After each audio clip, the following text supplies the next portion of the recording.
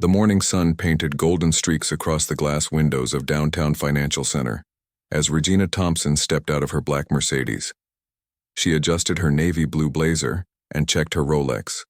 9:15 a.m. right on schedule. Today was going to be a big day for Thompson Industries, her logistics company that had grown from a small trucking business to a multi-million-dollar operation over the past decade. Regina had built her empire from nothing. Starting with just one delivery truck and a dream, she worked 18-hour days, slept in her office more nights than she could count, and slowly earned the trust of major retailers across 3 states. Now Thompson Industries employed over 200 people and handled supply chain operations for some of the biggest names in retail. But Regina never forgot where she came from, and she never took her success for granted. Walking through the marble lobby of First National Bank, Regina felt a familiar mix of pride and responsibility. The expansion she was planning would create 50 new jobs in the community and establish Thompson Industries as a major player in the Southeast logistics market. She had spent weeks preparing for this meeting, reviewing financial projections, market analysis, and growth strategies with her team. The bank branch was buzzing with typical Tuesday morning activity. Customers stood in line at teller windows. Business people hurried past with briefcases, and the soft hum of conversations filled the air. Regina approached the customer service desk, where a young woman was typing on her computer, her blonde hair pulled back in a tight ponytail. "Good morning," Regina said with a warm smile. "I have an appointment to discuss a business expansion loan."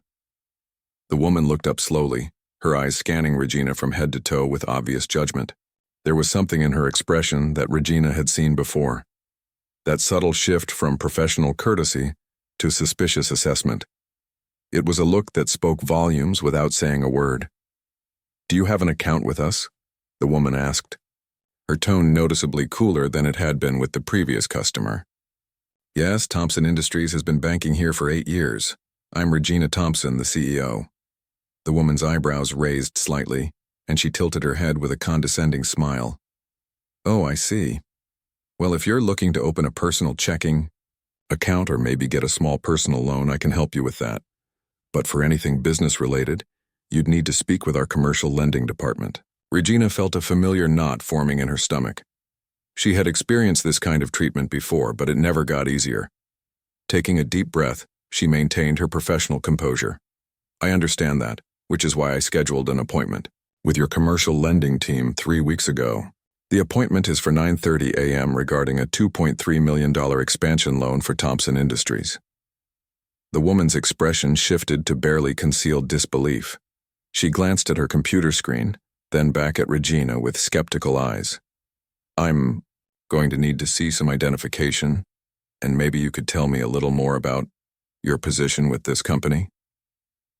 The way she emphasized "your position" made Regina's jaw tighten.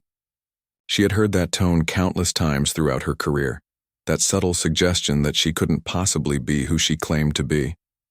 It was the same tone she heard when she walked into business meetings and people assumed she was someone's assistant. It was the same tone she heard when she pulled up to exclusive business events, and valets looked surprised when she handed them the keys to her Mercedes. "I'd be happy to provide identification," Regina replied evenly, reaching into her leather handbag.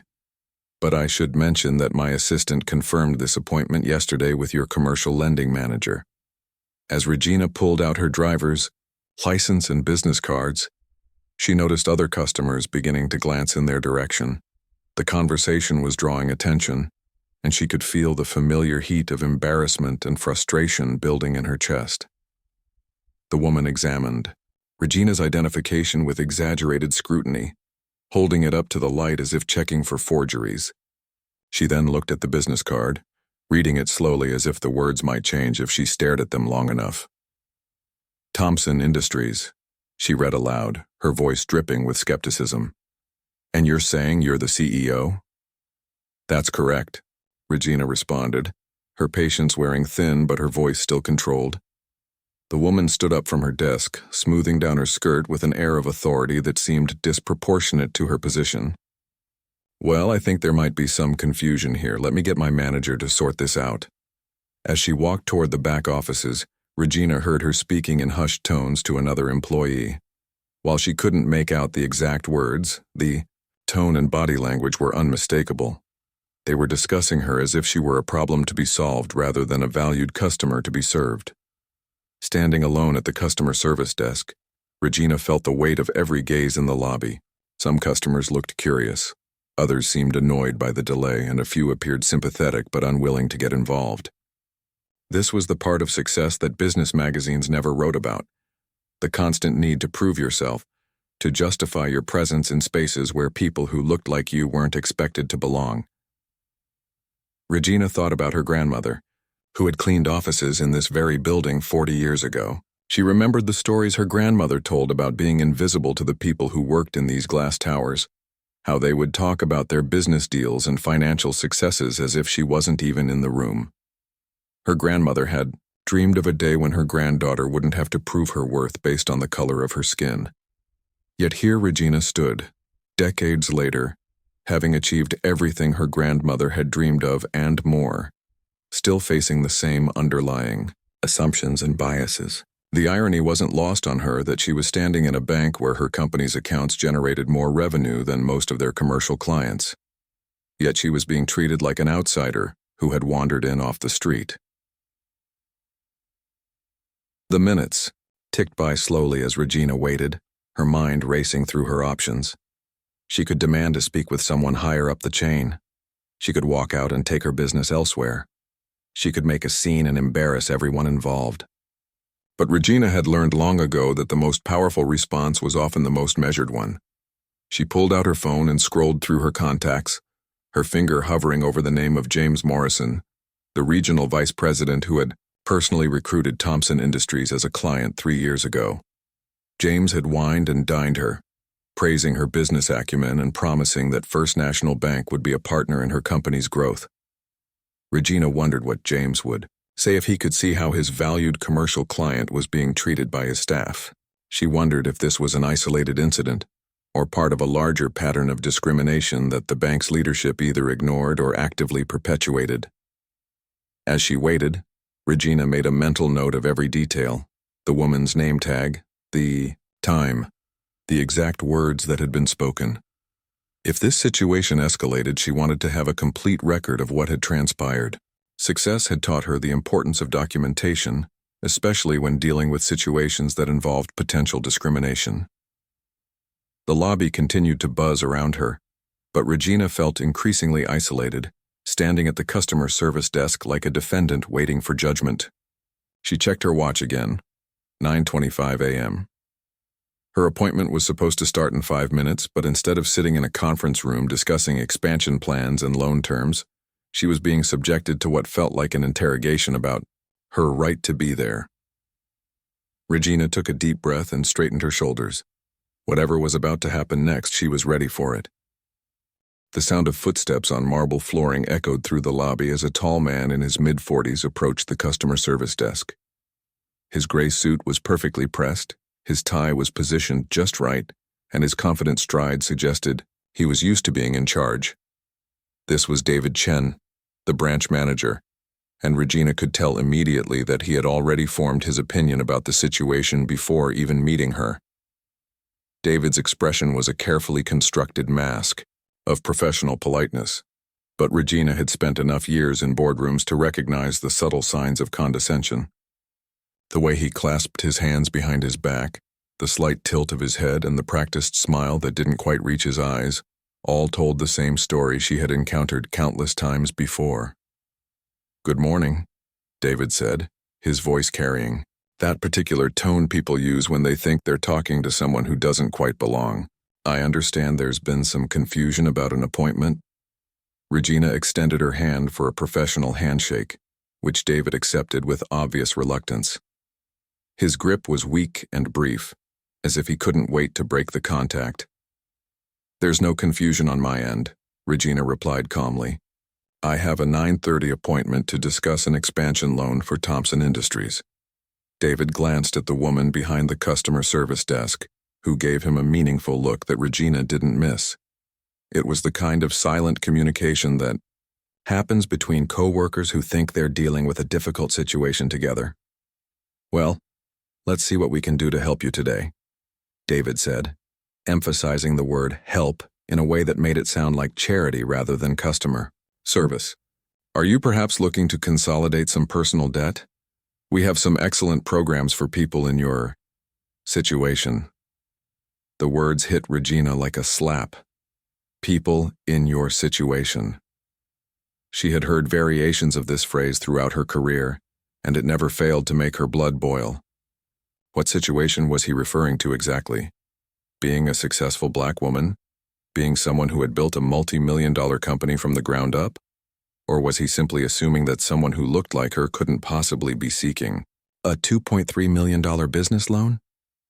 My situation, Regina repeated slowly, her voice remaining steady despite the anger building inside her, is that I'm the CEO of a company that has been a client of this bank for 8 years.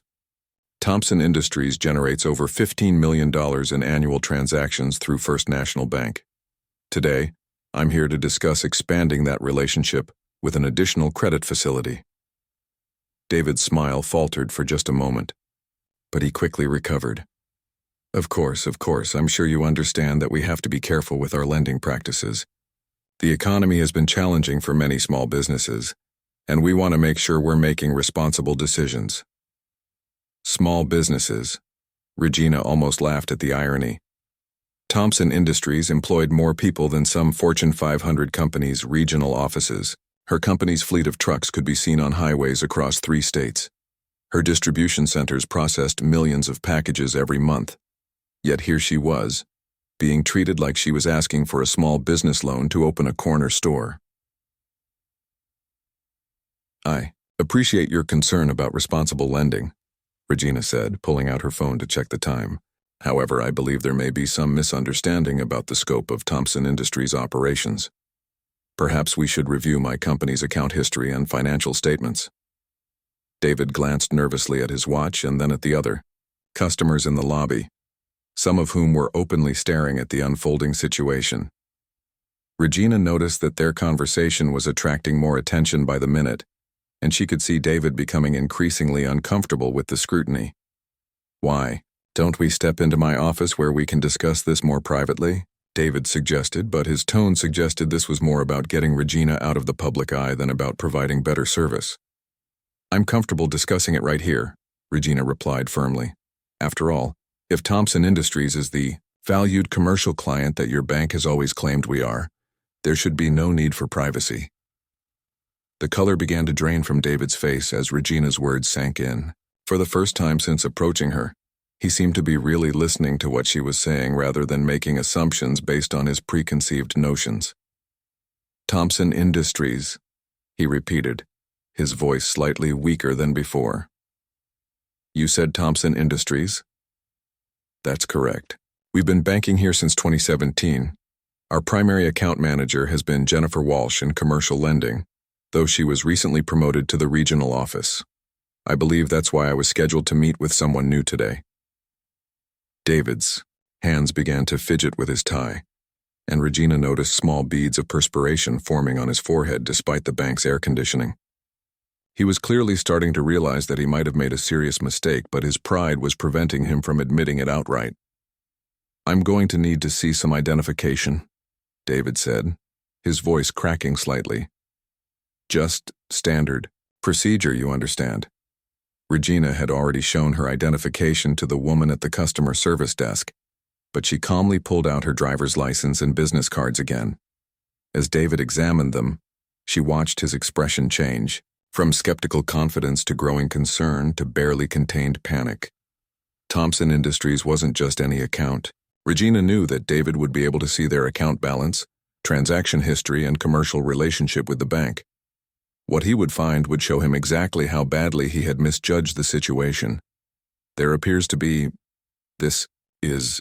David stammered, clearly struggling to process what he was seeing on his computer screen. Ms. Thompson, perhaps there's been a miscommunication. The only miscommunication, Regina said, her voice remaining calm but carrying an edge of steel, has been your assumption about who I am and why I'm here. I've been nothing but professional and clear about my purpose for this visit. By now, several other bank employees had noticed the commotion. Regina could see them whispering among themselves, and she noticed the security guard positioned near the entrance had taken a few steps closer to their conversation. The implications of that movement weren't lost on her. "Is there a problem here?" the security guard asked, his hand resting casually on his radio. He was an older man with graying hair, and his approach suggested he was ready to escort Regina from the premises if necessary. Regina felt a familiar surge of indignation. Here she was, a successful businesswoman trying to conduct a routine banking transaction, and now she was being treated like a potential security threat. The absurdity of the situation would have been laughable if it weren't so infuriating. "The only problem," Regina said, looking directly at the security guard, "is that your branch manager seems to be having difficulty processing a routine commercial banking appointment." David held up his hand to the security guard, signaling that the situation was under control, but Regina could see that he was far from confident about how to proceed. His earlier arrogance had completely evaporated, replaced by the dawning realization that he was dealing with someone who had significantly more influence than he had initially assumed. "Ms. Thompson," David said, his voice now noticeably more respectful, "I think there may have been some confusion about your appointment. Let me check with our commercial lending department to see what arrangements have been made." Regina looked at her watch again. It was now 9:35, 5 minutes past, her scheduled appointment time. She had built her company on the principles of punctuality, reliability, and mutual respect. The fact that she was standing in a bank lobby being questioned about her right to be there instead of sitting in a conference room discussing business expansion was more than just inconvenient, it was insulting. "I think," Regina said slowly, reaching for her phone, "it might be time to call someone who can clarify exactly what kind of client Thompson Industries has been to First National Bank." Regina scrolled through her phone contacts with deliberate calmness, her finger moving past dozens of names until she found the one she was looking for. The entire bank lobby seemed to hold its breath as she paused, looking up at David one more, time to give him a chance to salvage the situation. "Before I make this call," Regina said quietly, "I want to give you one last opportunity to treat me with the respect that any customer deserves, especially one whose company has maintained a flawless banking relationship with your institution for nearly a decade." David's face had gone from confident to concerned to something approaching genuine fear. Sweat was now visible on his forehead, and his hands were shaking slightly as he fumbled with papers on the customer service desk. The woman who had initially refused to help Regina was standing frozen behind him, her earlier smugness replaced by growing anxiety as she began to understand the gravity of what was unfolding. "Ms. Thompson, please, I think we can work this out," David stammered, his voice cracking under pressure. "Let me personally escort you to our conference room, and we can discuss your loan application in detail." Regina shook her head slowly. "It's too late for that, David. You see, the moment you assumed I didn't belong here, the moment you questioned my identity and my company's legitimacy, the moment you had security approach me as if I were some kind of threat, that's when you crossed a line that can't be uncrossed." The other customers in the bank had stopped pretending to mind their own business. Some were openly staring, others were recording with their phones, and a few had moved closer to hear the conversation better. Regina noticed an elderly woman nodding approvingly at her words and a young businessman shaking his head in apparent disgust at the bank's treatment of her. Regina tapped the contact name on her phone. James Morrison, Regional Vice President. She had met James 3 years ago when First National Bank was aggressively courting Thompson Industries business. He had taken her to lunch at the city's most exclusive restaurant, praised her business acumen, and personally guaranteed that her company would receive white-glove treatment as a valued commercial client. The phone rang once, twice, and then James's familiar voice answered with genuine warmth. "Regina, perfect timing. I was just reviewing your expansion proposal. The numbers look fantastic and I'm excited to discuss the details." "James," Regina said, her voice carrying across the now silent lobby, "I'm glad you're excited about the proposal, Because I'm calling you from your downtown branch where your staff has refused to serve me. The silence on the other end of the line was deafening. Regina could practically hear James processing her words, trying to make sense of what she was telling him. I'm sorry, what did you say? James's voice had completely changed from warm and friendly to sharp and concerned. I said I'm standing in your downtown branch right now, where your branch manager David Chen and his staff have questioned my identity, suggested I'm here for debt consolidation rather than a multi-million-dollar business loan, and treated me like I'm some kind of security risk rather than the CEO of one of your largest commercial accounts. David's face had gone completely white. He was frantically gesturing for Regina to stop talking, but she ignored him completely. The woman behind the customer service desk looked like she might faint, and the security guard had backed away, clearly understanding that he had been pulled into something much bigger than a routine disturbance. Regina, This is absolutely unacceptable. James's voice came through the phone speaker, now audible to everyone in the immediate area. What exactly happened? Tell me everything. Regina took a deep breath and began recounting the events of the past 20 minutes in precise detail. She described how she had been treated from the moment she walked through the door, the assumptions that had been made about her, and the condescending manner in which she had been addressed. When I told them I was here for a commercial loan, meeting your employee suggested I might want to consolidate personal debt instead. When I explained that Thompson Industries has been banking here for 8 years, they looked at me like I was lying. And when I showed them my identification and business cards, they examined them as if they were forgeries. With each word Regina spoke, David seemed to shrink further into himself. He was now visibly sweating. His earlier confidence completely evaporated. The woman behind the desk had tears forming in her eyes as she realized the magnitude of their mistake. They questioned my right to be here, James.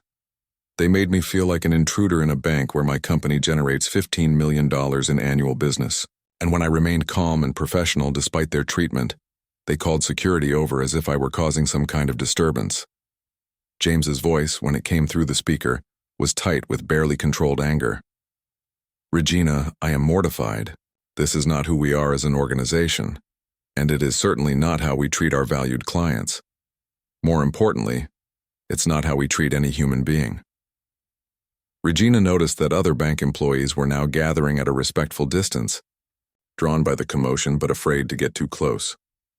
She could see recognition dawning on some of their faces as they began to understand who she was and what had happened. I built Thompson Industries from nothing, James. I started with one truck and a dream, and I've grown it into a company that employs over 200 people. I've overcome obstacles and discrimination throughout my career, but I never expected to face it from a bank that has claimed to value my business. Where is David now? James asked, his voice carrying the authority of someone who was about to make some very serious decisions. Regina looked directly at David, who appeared to be on the verge of a panic attack.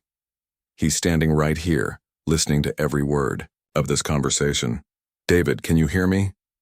James's voice boomed through the phone speaker. David cleared his throat nervously. Yes, sir, I can hear you. David, in 30 years of banking, I have never been more disappointed in an employee's conduct. Mrs. Thompson is not just any client. Thompson Industries is one of our top commercial accounts. But even if she weren't, the way you've treated her today is absolutely inexcusable. The entire lobby had fallen completely silent. Even the normal sounds of banking business had stopped as everyone focused on the unfolding drama.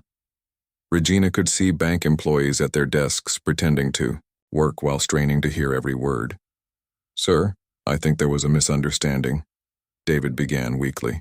There was no misunderstanding. James cut him off sharply. There was discrimination, pure and simple. You made assumptions based on appearances, and those assumptions led to behavior that has embarrassed our bank and insulted one of our most valued clients. Regina felt a sense of vindication, but also sadness. She had hoped that by 2025 these kinds of incidents would be rare. Yet here she was, dealing with the same prejudices that had plagued successful people of color for generations. James, Regina said, I want you to know that this isn't just about me. If your staff treats me this way, someone with an established relationship and significant business with your bank, I can only imagine how they treat other customers who don't have my resources or connections. You're absolutely right, James replied, his voice heavy with the weight of that realization. Regina, I'm getting in my car right now. I'll be there in 15 minutes. Please don't leave that branch. Regina looked around the lobby at the faces, staring back at her, some sympathetic, some embarrassed, some curious about what would happen next. She thought about all the other people who had probably faced similar treatment in this very building. People who didn't have the power or connections to make a phone call that would bring a regional vice president running. I'll be here, Regina said simply, ending the call and slipping her phone back into her purse. The 15 minutes that followed the phone call felt like the longest quarter hour in David's life. He stood awkwardly near the customer service desk, occasionally attempting to make small talk with Regina, who responded with polite but distant professionalism. The woman behind the desk had retreated to her computer, typing frantically as if staying busy could somehow make the situation disappear. Regina, meanwhile, had taken a seat in one of the leather chairs in the lobby's waiting area. She appeared calm and composed on the surface, but inside her mind was racing. She thought about all the meetings she had attended over the years where she was the only person of color in the room. She remembered the countless times she had to prove herself twice as hard as her competitors just to be taken seriously. This incident at the bank was just another reminder that success didn't shield you from prejudice. It sometimes just made the discrimination more subtle. Other customers continued to filter in and out of the bank, but the atmosphere remained tense. Word had spread among the staff about what was happening, and Regina could see employees whispering to each other and stealing glances in her direction.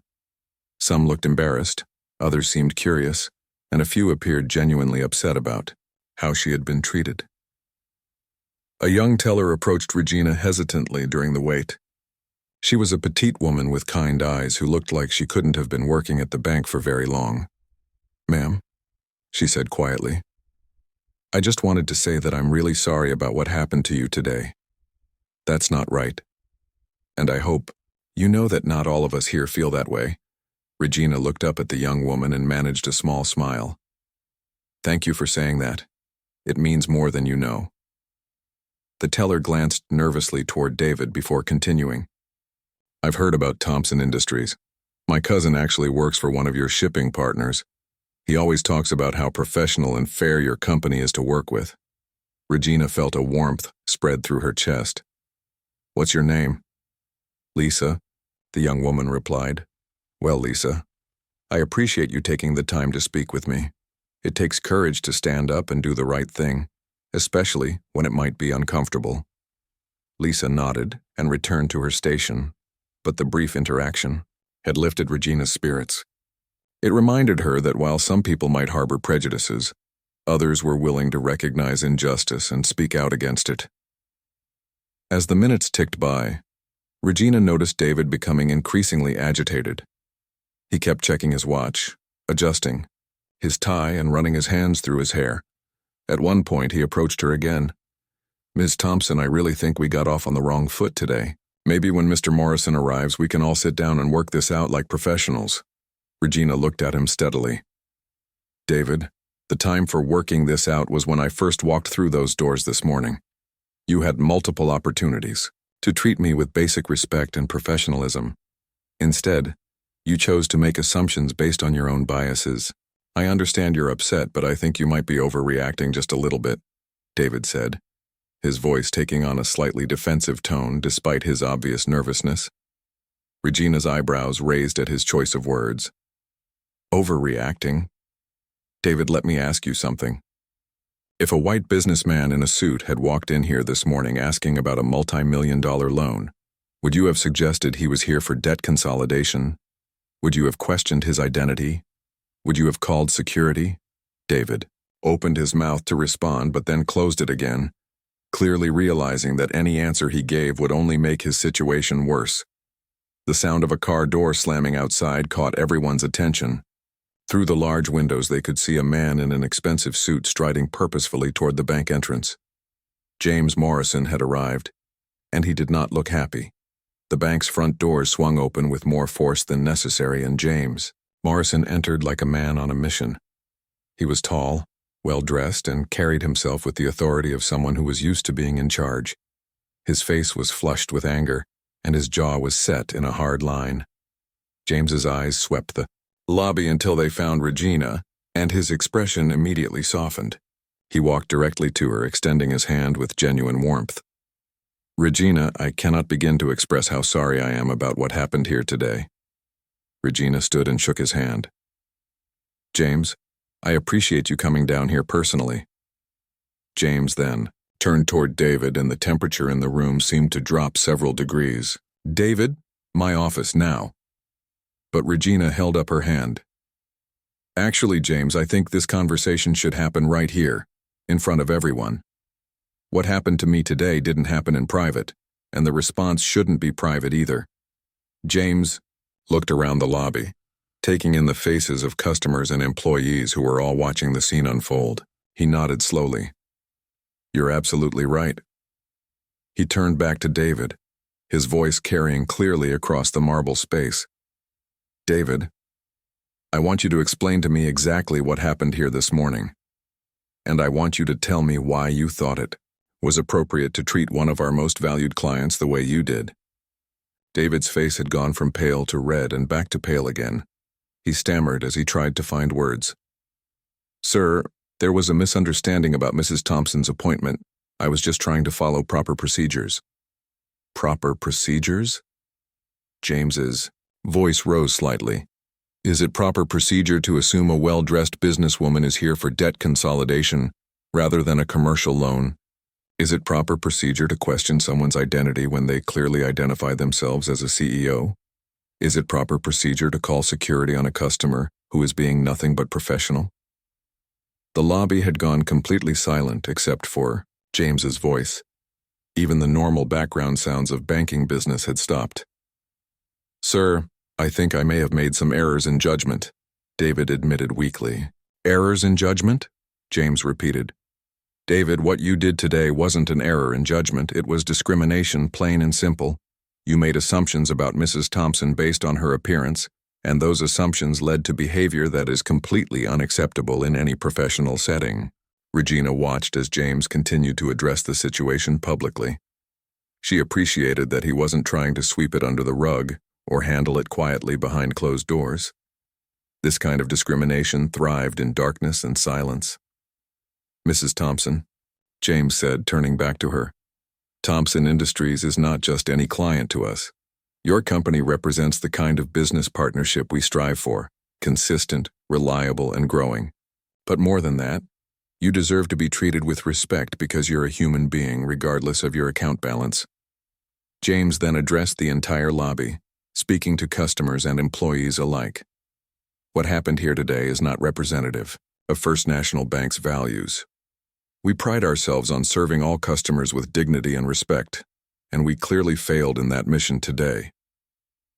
Regina felt a sense of vindication, but also sadness that it had taken a phone call to the regional vice president to get basic respect. She wondered how many other people had faced similar treatment, but didn't have the connections or resources to demand accountability. "James," Regina said, "I appreciate your response, but I need to know that this isn't just about me. What are you going to do to make sure this doesn't happen to other customers?" The question hung in the air as James considered his response, knowing that whatever he said next would determine not just the future of the bank's relationship with Thompson Industries, but also the kind of institution First National Bank would choose to be. James Morrison stood in the center of the bank lobby, his face reflecting the weight of Regina's question. The silence stretched for several long seconds as he processed not just what had happened that morning, but what it meant for the future of his institution. Every eye in the room was on him, waiting to see whether his response would be just empty corporate speak or genuine commitment to change. "Regina, you're absolutely right to ask that question," James began, his voice carrying the gravity of someone who understood the magnitude of the moment. "What happened to you today has forced me to confront some uncomfortable truths about our organization." He turned to address the entire lobby, speaking to customers and employees alike. "For too long, we've assumed that having policies against discrimination was enough. We've told ourselves that because we don't tolerate overt racism, we're doing everything we need to do. But what happened here today shows that unconscious bias can be just as harmful as intentional discrimination." David stood frozen near the customer service desk, his career hanging in the balance as his boss continued speaking. The woman who had initially refused to help Regina was visibly crying now, understanding that her actions had consequences far beyond what she had imagined. Effective immediately, James announced, David Chen's employment with First National Bank is terminated. His actions today violated not only our customer service standards, but our fundamental values as an institution. A collective gasp went through the lobby. David's face crumpled as the reality of losing his job hit him. He opened his mouth as if to protest, but no words came out. After a moment, he simply nodded, removed his name tag, and walked toward the exit with his head down. James then turned to the woman behind the customer service desk. Ashley, your employment is also terminated, effective immediately. You were the first point of contact for Mrs. Thompson, and your assumptions and behavior set the tone for everything that followed. Ashley was sobbing openly now, but she, too, removed her name tag and gathered her personal items. As she walked past Regina, she stopped and whispered, I'm sorry. I was wrong, and I'm so sorry. Regina looked at the young woman with a mixture of sadness and understanding. I hope you learn from this and do better in the future, she replied quietly. The security guard who had approached Regina earlier was called over by James. After a brief, quiet conversation, it was announced that he would be suspended pending a full investigation into his role in the incident. But this is just the beginning, James continued, his voice growing stronger. Within the next 30 days, every employee in this branch will undergo comprehensive bias training. We're bringing in experts who specialize in recognizing and addressing unconscious prejudice in professional settings. Regina felt a spark of hope. Real change required more than just firing people. It required education and systematic reform. Furthermore, James went on, we're implementing new customer service protocols that focus on respect and dignity for every person who walks through our doors. We're also establishing a direct hotline to my office for any customer who feels they've been treated unfairly. A middle-aged black man who had been watching the entire scene unfold stepped forward. Excuse me, sir, but how do we know this isn't just talk? How do we know things will really change? James nodded respectfully at the man. That's a fair question, and you have every right to be skeptical. We're going to publish our bias training curriculum on our website so the community can see exactly what we're doing. We're also going to have quarterly community forums where people can ask questions and hold us accountable for our progress. Regina was impressed by James's response.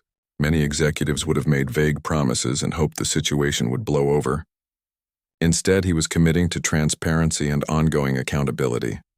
There's something else, James said, turning back to Regina. Thompson Industries deserves more than just an apology. We're immediately approving your $2.3 million expansion loan at our best available rate, and we're waiving all associated fees. Regina raised her hand to stop him. James, I appreciate the gesture, but I don't want special treatment because of what happened today. I want the same fair consideration that any qualified business would receive. You're right, James agreed. Let me rephrase that. Based on Thompson Industries' excellent credit history and strong financial position, we're approving your expansion loan under our standard terms for premium commercial clients. The fee waiver stands as our way of acknowledging that we wasted your valuable time today. Regina smiled for the first time since entering the bank that morning. That's more like it. James pulled out his phone and made a quick call. Patricia, please prepare the loan documents for Thompson Industries immediately. I want everything ready for signature within the hour. He hung up and looked at Regina. Your loan will be processed today and the funds will be available in your account by tomorrow morning. The young teller named Lisa, who had spoken kindly to Regina earlier, approached James nervously. Sir, if I may, I'd like to volunteer to be part of the bias training program. What happened today opened my eyes to things I never really thought about before. James smiled at her. That's exactly the kind of attitude we need, Lisa. In fact, I'd like you to help us develop the training program. Your perspective as a younger employee could be valuable. As the immediate crisis was being resolved, Regina reflected on the broader implications of what had happened. She thought about her grandmother, who had cleaned offices in buildings like this one, and how proud she would have been to see her granddaughter not just succeeding in business, but using that success to create positive change. James, Regina, said, I want to make something clear. I'm not sharing this experience to destroy your bank or to seek revenge. I'm sharing it because sunlight is the best disinfectant. When we bring these issues into the open and address them honestly, that's when real progress happens. James nodded gravely. You've handled this situation with more grace than we deserved, Regina. Your willingness to use this as a teaching moment, rather than just walking away, says everything about your character.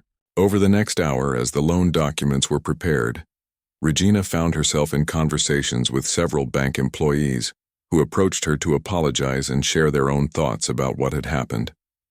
Some admitted they had witnessed similar incidents in the past but hadn't spoken up. Others expressed genuine shock at what they had seen and asked how they could do better. When the paperwork was finally ready, James personally walked Regina through every document, explaining each term and ensuring she was completely satisfied with the agreement. As she signed the final page, he handed her his business card. Regina, you have my personal cell phone number. If you or anyone in your company ever experiences anything like this again, anywhere in our banking network, I want to know about it immediately. Regina stood up and shook his hand. James, I hope I never have to use that number for this kind of situation again. But I'm glad to know it's there. As Regina walked toward the bank's exit, several customers applauded. The elderly woman who had been nodding approvingly earlier stopped her. Young lady, you handled that beautifully. You stood up for yourself and for all of us who don't have your voice. Thank you. Regina smiled warmly. We all have a voice. Sometimes we just need to find the courage to use it. Stepping out into the bright afternoon sunlight, Regina felt a complex mix of emotions. She was exhausted from the confrontation, proud of how she had handled it, and hopeful that something positive would come from such a negative experience. 3 months later, Regina received an invitation to speak at First National Bank's first quarterly community forum. The bank had implemented all the changes James had promised, and customer satisfaction scores at the downtown branch had reached an all-time high. Regina's experience had become a catalyst for change that extended far beyond one bank branch, proving that sometimes the most powerful way to fight discrimination is to face it head-on with dignity, courage, and an unwavering commitment to justice.